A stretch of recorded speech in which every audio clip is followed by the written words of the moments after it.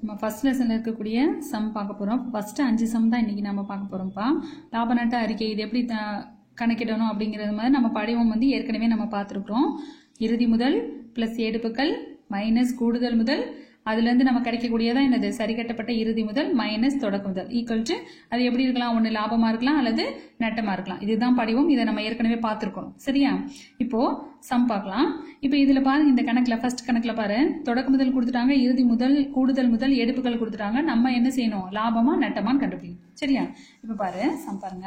இப்ப இறுதி முதல் எவ்வளவு கணக்குல கொடுத்ததை நம்ம அப்படி எழுத போறீங்க. பாரு, இறுதி முதல் 8,50,000, எடுப்புகள் 70,000. ஆட் பண்ணீங்கன்னா எவ்வளவு வரும், 0 0 0 5 7 12க்கு 2 மிச்சம் 1 8 1 9 9,20,000.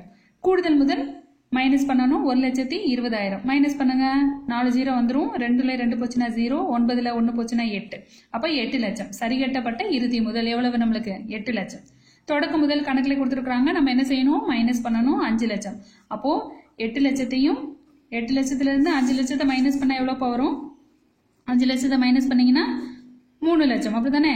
சரி, இந்த 3 லட்சத்தை லாபம் அப்படின்னு சொல்லி சொல்றோம். எப்படி லாபம் சொல்றோம் அப்படின்னா, இந்த 8 லட்சம் இருக்கு இல்லையா, இறுதி முதல் வந்து எவ்வளவு இருக்குது, 8 லட்சம் இருக்கு இல்லையா, தொடக்க முதலை விட இறுதி முதல் அதிகமா இருந்தா நம்மளுக்கு கிடைக்கக்கூடியது லாபம். சரியா?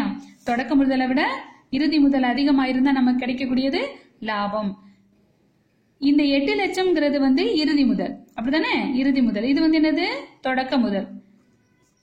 இறுதி முதல் கம்மியா இருந்துச்சுன்னா நமக்கு கிடைக்கக்கூடியது நட்டம். சரியா? இதை இப்ப வந்து பெரிய நம்பர்ல இருந்து சின்ன நம்பரை நம்மளால வந்து மைனஸ் பண்ண முடியுது அப்படின்னா நம்மளுக்கு லாபம். மைனஸ் பண்ண முடியாத பட்சத்துல அது வந்து நம்மளுக்கு என்னவா இருக்கும், நட்டமா இருக்கும். ஓகேவா? இது வந்து உங்களுக்கு ஒரு ஒன் வேர்ட்ல வரும். இறுதி முதல் ஜாஸ்தியா இருந்தா லாபம், இறுதி முதல் கம்மியா இருந்தா நட்டம். சரியா? சரி, செகண்ட் சம் பாருங்க. பின்வரும் தகவல்களிலிருந்து லாபம் அல்லது நட்டம் கண்டறியும். இதுல பாரு, ஜனவரி 1 டிசம்பர் 31 அப்படி கொடுத்துருக்காங்க. நீ நல்லா கவனி. எப்பவுமே நம்ம வந்து 2 விதமா வந்து அக்கௌண்ட்ஸ் மெயின்டைன் பண்ணுவோம். ஒன்னு ஜனவரி டு டிசம்பர், இன்னொன்னு வந்து என்னது கணக்காண்டு ஏப்ரல் 1 டு மார்ச் 31. அதுதான் ரொம்ப முக்கியம். கணக்காண்டுன்னா என்னன்னு தெரிஞ்சுக்கோங்க. இப்போ இதுல வந்து ஜனவரி 1ன்னா நீயே தெரிஞ்சுக்கணும், இது வந்து என்னது தொடக்க முதல் அப்படின்னு சொல்லி. டிசம்பர் 31 இது என்னது இறுதி முதல். அப்ப இதுலயும் எல்லாமே கொடுத்துருக்காங்க, தொடக்க முதல், இறுதி முதல், கூடுதல் முதல், எடுப்புகள் கொடுத்துருக்காங்க. லாபமா நட்டமா நம்ம என்ன செய்யணும், கண்டுபிடிக்கணும். சரியா? சரி, சம் போடலாமா?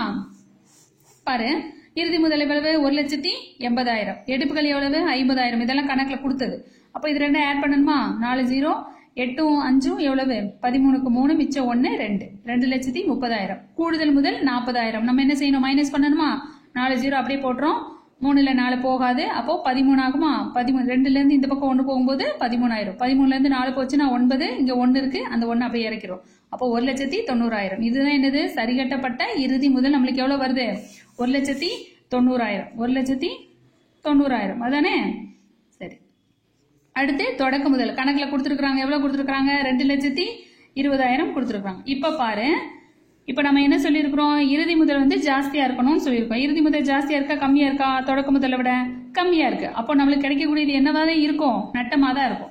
இப்ப நம்மளால வந்து பாருங்க, இதுல பாருங்க, இந்த தொகை வந்து சிறுசா தானே இருக்கு, இதை விட இது வந்து சிறுசா இருக்கு. அப்ப நம்ம இதை என்ன செய்யணும், இப்படி நம்மளால என்ன செய்ய முடியல, மைனஸ் பண்ண முடியல. அப்ப இங்க நம்மளுக்கு கிடைக்கக்கூடியது என்னவாதான் இருக்கும், நட்டமா இருக்கும். புரியுதா? 2 விதமாவும் பாத்துக்கோ.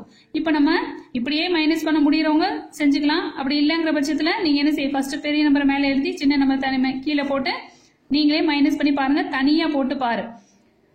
12ல 9 போச்சுன்னா எவ்வளவு வரும்பா, 12ல 9 போச்சுன்னா எவ்வளவு வரும், இப்போ நம்மளுக்கு 30,000ங்கிறது என்னதுப்பா, நட்டம். 30,000ங்கிறது என்னது நம்மளுக்கு நட்டம். ஏன் நட்டம் சொல்றோம், இறுதி முதல் எப்படி இருக்கு, கம்மியா இருக்கு. சரியா?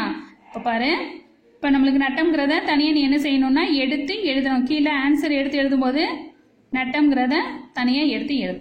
சரியா? சரி, தேர்ட் சம் பாருங்க. இதுலயும் அதே மாதிரி உங்களுக்கு என்ன கேட்டிருக்காங்க அப்படின்னா, இறுதி முதல் கொடுத்துட்டாங்க, கூடுதல் முதல் கொடுத்துருக்காங்க, எடுப்புகள் கொடுத்துருக்காங்க.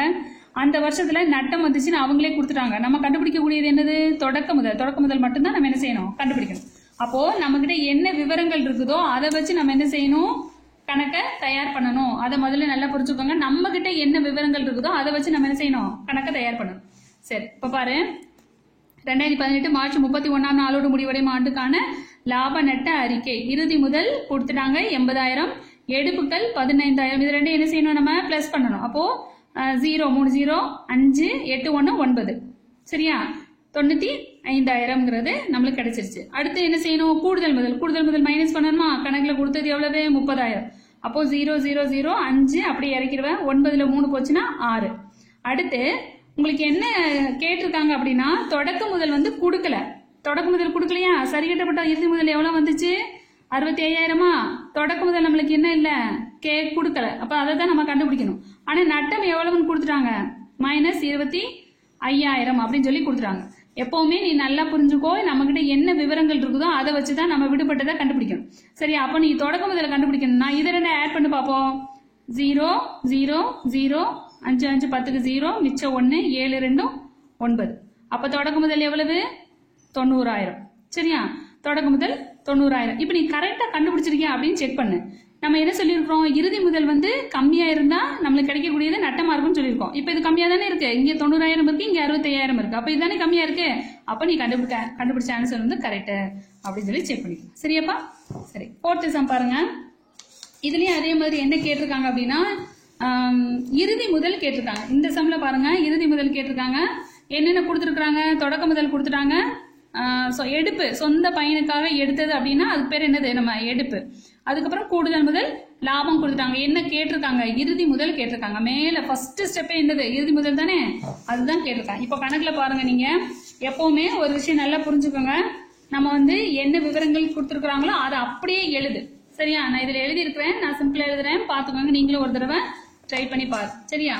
இப்ப பாரு, இறுதி முதல் எவ்வளவுப்பா? தெரியாது, அப்படித்தானே? சரி, இதுல என்ன செய்யணும்? எடுப்புகள் என்ன செய்யணும்? கூட்டணும். இப்ப எடுப்புகள் எவ்வளவு கொடுத்துருக்காங்க? 30,000மா? 30,000 போட்டுக்கலாம். என்ன கொடுத்துருக்காங்களோ முதல்ல அதை அப்படியே எழுதுங்க. சரியா? எடுப்புகள் வந்து கொடுத்ததை நம்ம என்ன செஞ்சுட்டோம்? எழுதிட்டோம். அடுத்து என்னது? மைனஸ் கூடுதல் முதல் தானே. கூடுதல் முதல் கொடுத்துருக்காங்களா? எவ்வளவு கொடுத்துருக்காங்க? 15,000. அப்படித்தானேப்பா? சரி, 15,000 எழுதியாச்சு. அதுக்கப்புறம் என்னது? நம்மளுக்கு அது கிடைச்சதுதான் என்னது? சரிகட்டப்பட்ட இறுதி முதல். சரிகட்டப்பட்ட இறுதி முதல் தான். இறுதி முதல் நம்ம தெரியாது. மைனஸ் தொடக்க முதல். தொடக்க முதல் கொடுத்துருக்காங்களா? கணக்குல 1,00,000. எவ்வளவு கொடுத்துருக்காங்க? 1,00,000 கொடுத்துருக்காங்க. லாபமா அல்லது நட்டமாங்கிறத அவங்களே என்ன செஞ்சிட்டாங்க? கணக்குல லாபம் சொல்லி அவங்களே என்ன செஞ்சிட்டாங்க? கொடுத்துட்டாங்க. எவ்வளவு கொடுத்துருக்காங்க? 60,000. ஓகேவா? இப்போ நம்ம என்ன கண்டுபிடிக்கணும்? இறுதி முதல் கண்டுபிடிக்கணும். நல்ல கவனி. இறுதி முதல் நம்ம என்ன செய்யணும்? கண்டுபிடிக்கணும். பாருங்க, இப்போ மேல ஃபர்ஸ்ட் ஸ்டெப்பே நம்மளுக்கு தெரியாது. அப்போ நம்ம என்ன செய்யணும்னா கீழ இருந்து என்ன செய்யும்? 1 by 1 மேல போ. இப்போ 1,00,000த்தையும் 60,000த்தையும் ஆட் பண்ணு. நீ நல்லா மனசுல வச்சுக்கோ. இங்க மைனஸ்னு போட்டுக்கோமா, இங்க பிளஸ் பண்ணணும். கீழ இருந்து மேல போறதுனால அப்படியே நம்ம ஆப்போசிட்டா போயிட்டே வா. இப்போ 1,00,000த்தையும் 60,000த்தையும் ஆட் பண்ணி எவ்வளவு வரும்? 1,60,000. அப்படித்தானே? சரி, இதுக்கப்புறம் என்ன செஞ்சிருக்கோம்? இங்க மைனஸ் பண்ணதான் சொல்லியிருக்கோம். அப்ப இங்க என்ன செய்யணும்? நம்ம பிளஸ் பண்ணணும். அப்ப இது ரெண்டையும் பிளஸ் பண்ணி பார்ப்போம். எவ்வளவு வரும்? 0 0 0 சரி 6 1 7 1 1,75,000.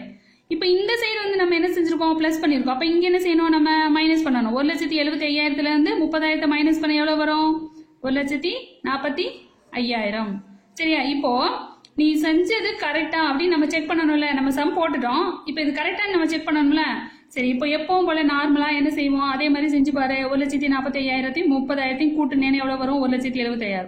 இதுல இது வந்து அவங்க கணக்குல கொடுத்தது. இது ரெண்டையும் மைனஸ் பண்ண எவ்வளவு வரும்? 1,60,000. இதுல இருந்து 1,00,000 கழிச்சு எவ்வளவு வரும்? 60,000. அப்போ நம்ம போட்ட சம் வந்து கரெக்ட் அப்படின்னு சொல்லி எடுத்து எழுதிடணும். சரியாப்பா? அடுத்து 5th சம் பாருங்க. 5th சம்லயும் அதே மாதிரி என்ன கேட்டிருக்காங்கன்னா எடுப்புகள் கேட்டிருக்காங்க. மற்றதெல்லாம் கொடுத்துட்டாங்க. தொடக்க முதல், இறுதி முதல், கூடுதல் முதல், லாபம் கொடுத்துட்டாங்க. என்ன கேட்டிருக்காங்க? எடுப்புகள் கேட்டிருக்காங்க. ரொம்ப ரொம்ப ஈஸி. அதே மாதிரி பாரு, நீங்க வந்து என்ன கணக்குல கொடுத்துருக்காங்களோ அதை ஃபுல்லா எழுதிருங்க. என்னது? இறுதி முதல் கொடுத்துருக்காங்க. நல்ல கவனி. இறுதி முதல் கொடுத்துருக்காங்க. எவ்வளவுப்பா? 50,000. சரியா? அடுத்து எடுப்புகள். எடுப்புகள் வந்து எடுப்புகள் நம்மளுக்கு தெரியுமா? எடுப்புகளை என்ன செய்யணும்? கூட்டணும். எடுப்புகள் கூட்டணும்லப்பா. எடுப்புகள் வந்து நம்மளுக்கு தெரியாது. அதனால என்ன செஞ்சிருக்கிறோம்? ஒரு கொஸ்டின் மார்க் போட்டு வச்சுக்கோ. அடுத்து மைனஸ் கூடுதல் முதல். கூடுதல் முதல் கொடுத்துருக்காங்களா? எவ்வளவு? 7,000. 7,000 தானே. அடுத்து என்னது? சரிகட்டப்பட்ட இறுதி முதல். இதானே சரிகட்டப்பட்ட இறுதி முதல். நம்மளுக்கு அது தெரியாது. தெரியாது இல்லையா? சரி, அடுத்து மைனஸ் தொடக்க முதல். தொடக்க முதல் எவ்வளவுப்பா? கணக்குல கொடுத்தது 40,000. அவங்களே என்ன செஞ்சுட்டாங்க? லாபம் சொல்லி கொடுத்துட்டாங்க. லாபம் எவ்வளவுப்பா? 8000 8000 தானே. சரி, இப்போ இதில் என்ன செய்யலாம் அப்படின்னா, எடுப்புகள் நம்மளுக்கு தெரியாது இல்லையா, இது போன கணக்கு, இதை மட்டும் பாருங்க. எடுப்புகள் வந்து நம்மளுக்கு தெரியாது இல்லையா, இப்போ என்ன செய்யணும், கீழே இருந்து மேலே போங்க. 40,000 8000 ஆட் பண்ண எவ்வளோ வரும், 48,000. 48,000 7,000 ஆட் பண்ண எவ்வளோ வரும், 55,000. அப்படித்தானே. 0 0 0 7 8 7 8 எவ்வளோப்பா, 15க்கு 5 மிச்சம் 1 4 1 5. இப்போ 55,000லேருந்து 50,000 கழிக்கணும். ஏன்னா இங்கே ப்ளஸ் பண்ண சொல்லியிருக்காங்க, நம்ம இங்கே என்ன செய்வோம், மைனஸ் பண்ணுவோம். ஆப்போசிட்டா இந்த சைடு என்னவோ அதுக்கு அப்படியே ஆப்போசிட் இந்த சைடு. இப்போ 55,000லேருந்து 50,000 கழிச்சுன்னா எவ்வளோ வரும், 5,000. அப்போ எடுப்புக்கள் எவ்வளவு, 5,000. சரியா. இப்போ இதில் இந்த சம்மில் வந்து நீங்கள் முதல்ல கொடுத்த விவரங்களை எல்லாம் எழுதிருங்க.